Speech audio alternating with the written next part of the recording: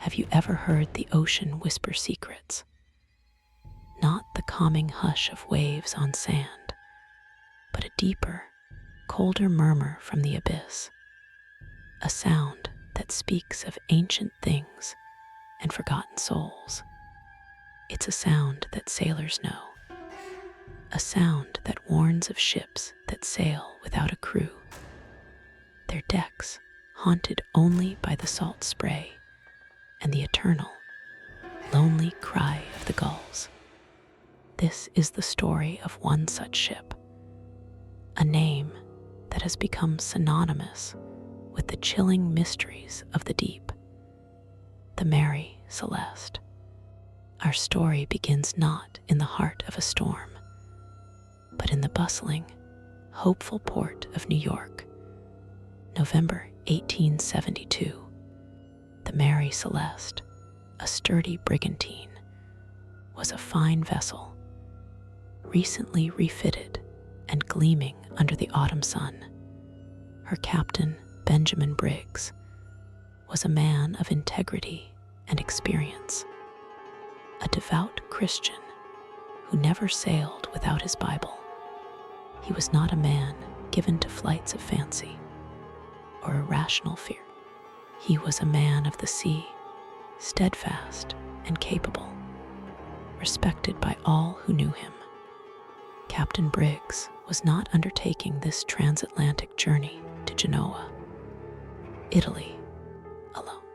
He was accompanied by his beloved wife, Sarah, and their 2-year-old daughter, Sophia. For them, this was not just a commercial voyage carrying 1,701 barrels of industrial alcohol. It was an adventure, a chance to see the world together. Also on board was a carefully selected crew of 7, all experienced seamen. There was an air of optimism as they prepared to depart, a sense of a routine, profitable journey ahead. Yet the ship itself had a shadowed past.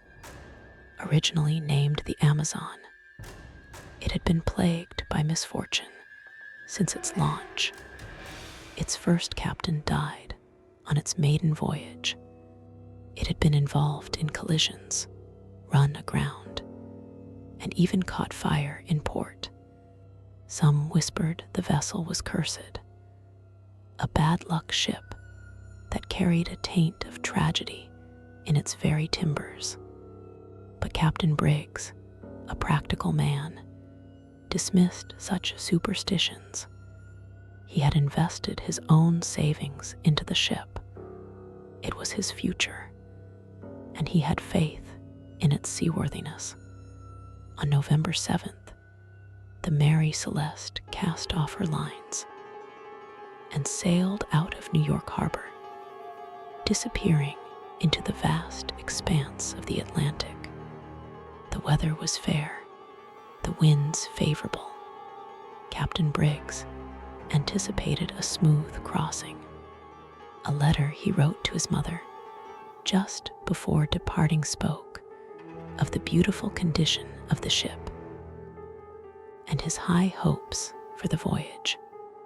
It was the last communication anyone would ever receive from him, a final, hopeful message before a profound and terrifying silence descended.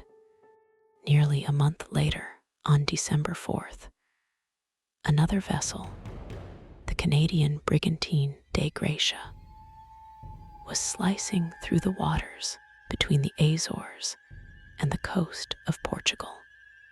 Her captain, David Morehouse, knew Captain Briggs personally. As they scanned the horizon, his crew spotted a ship adrift, yawing erratically in the waves. Its sails were oddly set, some tattered, and it moved with an unnerving, aimless drift. It was a ship without guidance, a ghost upon the waves. Captain Morehouse recognized the vessel with a growing sense of dread. It was the Mary Celeste. She should have already reached her destination, in Italy. Alarmed, he hailed the ship repeatedly, his calls swallowed by the vast, indifferent ocean. There was no response. No sign of life stirred on her decks. Only the creak of the rigging and the slap of water against the hull answered him. An unnatural quiet hung over the vessel, a silence that felt heavy and wrong. Ordering a boarding party, Morehouse sent his first mate, Oliver DeVoe, and 2 other sailors to investigate. As their small boat drew alongside the Mary Celeste, the eerie stillness intensified. The ship seemed to be holding its breath, waiting. Climbing aboard, the men were met with a scene of unsettling order and bizarre abandonment. The deck was wet, but there were no signs of a struggle or catastrophic damage. The ship was sound, seaworthy, and utterly deserted. They moved through the silent vessel like intruders in a tomb. The ship's single lifeboat was missing, which suggested an orderly evacuation. Yet everything else contradicted that notion. In the crew's quarters, personal belongings were left behind. Pipes, tobacco, rain gear, and sea chests filled with clothes. It was as if the men had simply vanished in the middle of their daily routines, stepping out for a moment and never returning. The Marie Celeste was a ship frozen in time. In the captain's cabin, the scene was even more poignant and strange. Sarah's sewing machine had a piece of unfinished work still under the needle. Little Sophia's toys were scattered on the floor. Captain Briggs's logbook was open on his desk. The last entry dated November 25th, 9 days prior. It recorded the ship's position near the Azores island of Santa Maria and noted nothing unusual. The ship's papers and navigational instruments, however, were gone. The galley was tidy, with provisions and fresh water sufficient for 6 months, still neatly stowed.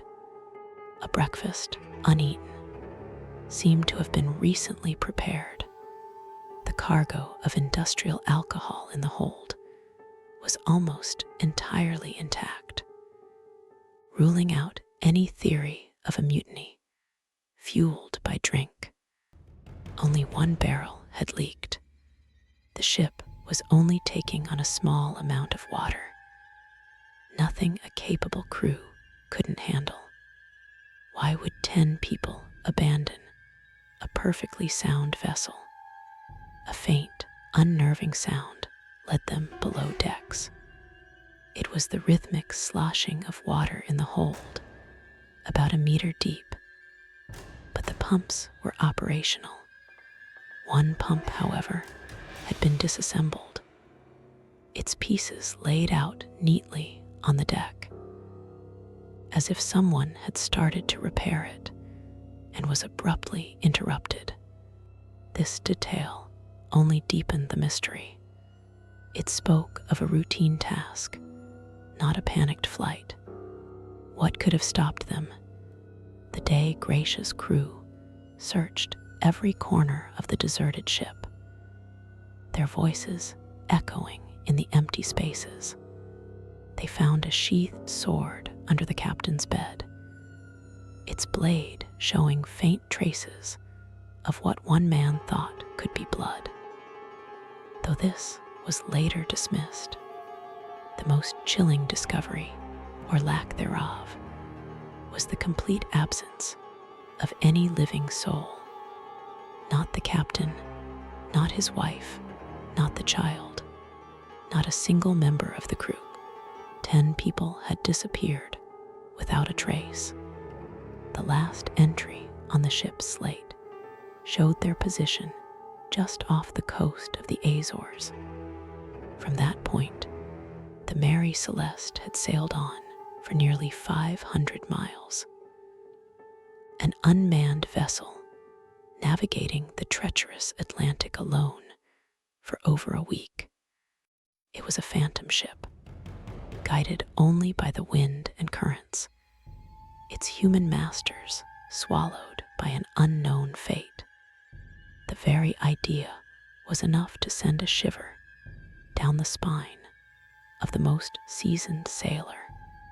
Captain Morehouse and his crew were faced with a dilemma.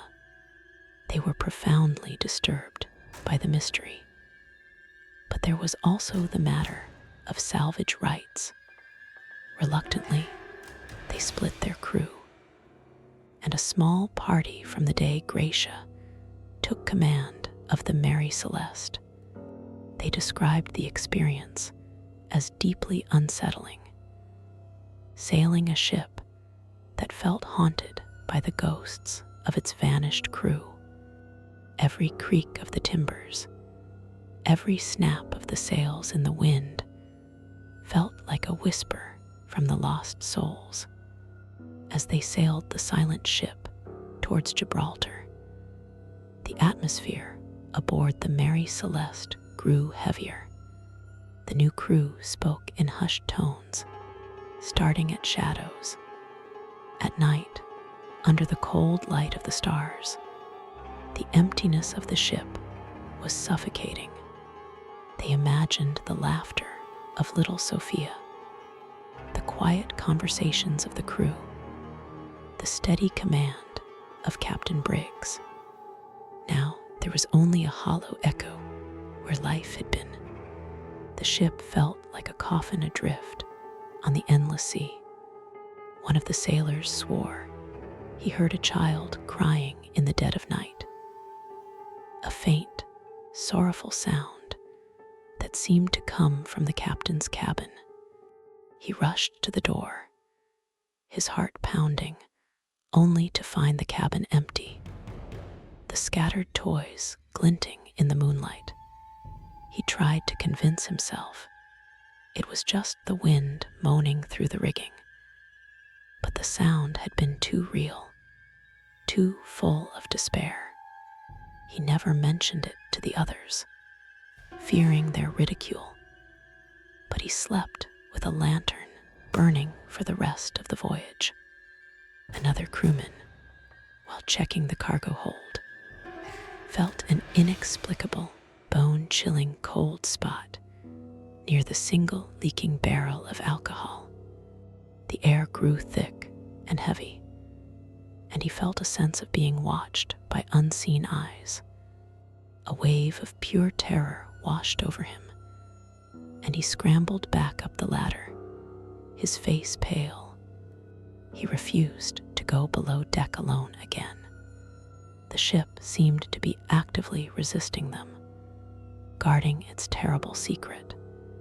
When the two ships finally arrived in Gibraltar, the story of the ghost ship Mary Celeste caused a sensation. The official inquiry, led by the Attorney General Frederick Solly Flood, was immediately mired in suspicion. Solly Flood was a man without imagination, convinced that foul play was the only explanation. He refused to believe that Captain Briggs would abandon his ship without good reason, and suspected the crew of the Dei Gratia of treachery. Solly Flood theorized that the Mary Celeste's crew had broken into the industrial alcohol, gotten drunk, and murdered Captain Briggs and his family in a violent mutiny. He imagined a bloodbath on the decks, the killers then escaping in the lifeboat. He even accused Captain Morehouse and his men of attacking the Mary Celeste to claim the salvage money, despite the lack of any evidence and the good reputations of both captains. But his theories crumbled under scrutiny. The cargo of alcohol was undrinkable. There were no signs of a violent struggle anywhere on the ship. The personal effects of the crew were untouched, including valuables. The entire scenario of a drunken mutiny made no sense. Why would mutineers leave behind their own possessions and a perfectly good ship? Solly Flood's investigation became a witch hunt, but it yielded no answers, only more questions. Over the years, theories flourished, ranging from the plausible to the fantastic. One idea suggested that fumes from the alcohol barrels had threatened an explosion. In a moment of panic, Captain Briggs might have ordered everyone into the lifeboat, tethering it to the ship to wait for the danger to pass. A sudden squall could have snapped the rope, leaving them stranded in a small boat in the vast ocean, while their ship sailed away from them. Other, more imaginative explanations were proposed. Was the Mary Celeste the victim of a giant squid, its massive tentacles plucking the crew from the deck one by one? Were they abducted by aliens, their ship left behind as an eternal puzzle? Did they encounter a mythical ghost ship themselves, luring them to their doom? Or did they stumble upon some floating treasure and abandon their own vessel in a fit of greed? The mystery became a canvas for every fear the sea could conjure. Perhaps the truth was stranger still. Perhaps the ship itself, the cursed Amazon, had finally claimed its victims. Some sailors believe that ships have souls, that they absorb the memories and emotions of those who sail them. The Mary Celeste had a history of death and disaster. Could it be that the vessel itself developed a malevolent consciousness, a hunger that could only be satisfied by the lives of its crew? Imagine the final moments.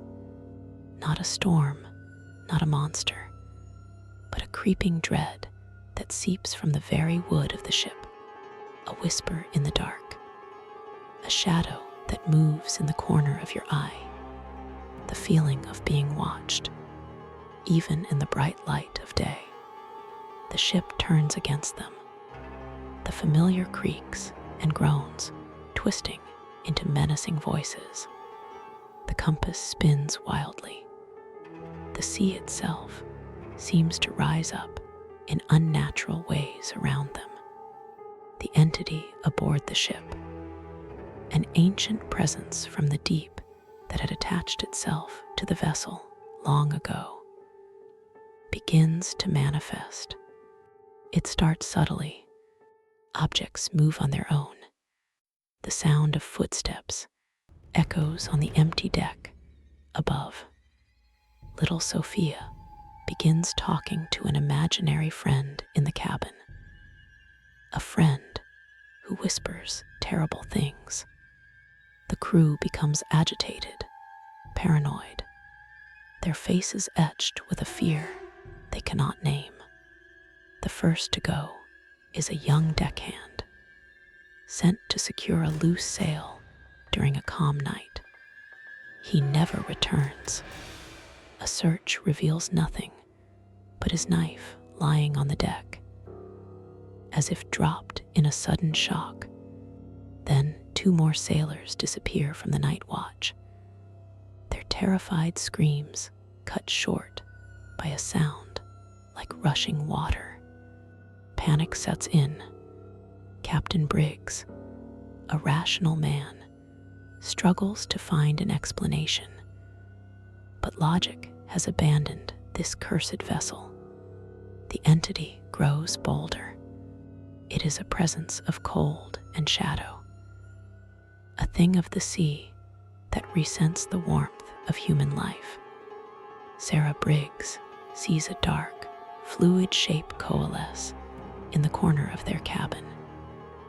Its form indistinct, but its malice palpable. It reaches for her daughter. In a frenzy of terror, Captain Briggs knows they cannot stay on the ship a moment longer. It is not the vessel that is sinking. It is their sanity. He gives the order, abandon ship. It is an act of desperation. They scramble into the single lifeboat, casting off from the Mary Celeste, their only thought to escape the horror that has infested it. They watch as their ship, their home, drifts away into the gloom, a haunted silhouette against the horizon. They are alone, a tiny boat in the immense, unforgiving Atlantic, having fled one monster only to be delivered into the jaws of another. The sea gives up no secrets. The lifeboat, with its 10 desperate souls, was never seen again. They were swallowed by the waves, their final moments unrecorded, their terror known only to the cold, dark water. They became another whisper in the ocean's long and tragic memory. The Mary Celeste, its dark purpose fulfilled, was left to sail on, empty and silent, a chilling monument to their disappearance. The ship itself met an ignominious end years later, deliberately wrecked off the coast of Haiti in an insurance fraud scheme. Perhaps the final captain could not bear its oppressive atmosphere, its legacy of loss. He sought to destroy it, to send its cursed timbers to the bottom of the sea forever. But the story did not die with the ship. The legend of the Mary Celeste had already taken root in the public imagination. The tale became a fixture of maritime lore, a ghost story told in hushed tones by sailors in waterfront taverns around the world.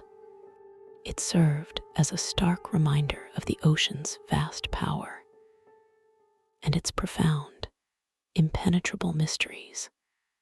The ship became more than just a historical puzzle.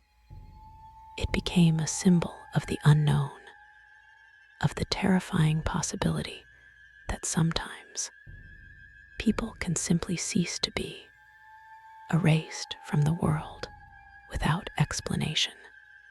And so, the ghost of the Mary Celeste sails on, not on the waters of the Atlantic, but on the boundless seas of our darkest fears. It drifts through our nightmares, its decks empty, its sails tattered. It carries a silent, eternal question. What happened to the 10 souls who called it home? What terrifying secret did they take with them to their watery graves? The next time you stand by the ocean at night and listen to the waves, listen closely. You might hear more than just the tide. You might hear a faint, mournful cry carried on the wind, the echo of a child's sob from a cabin long since lost. You might feel a sudden, inexplicable chill, a sense that something ancient and unseen is watching from just beyond the water's edge. For the mystery of the Mary Celeste is not truly about a ship. It is about the horrifying realization that the world is not always as it seems, that there are dark spaces on the map where logic and reason fail, and it whispers a final, haunting question that has no answer. If a ship and its entire crew can vanish without a trace, who is to say that it could not happen again?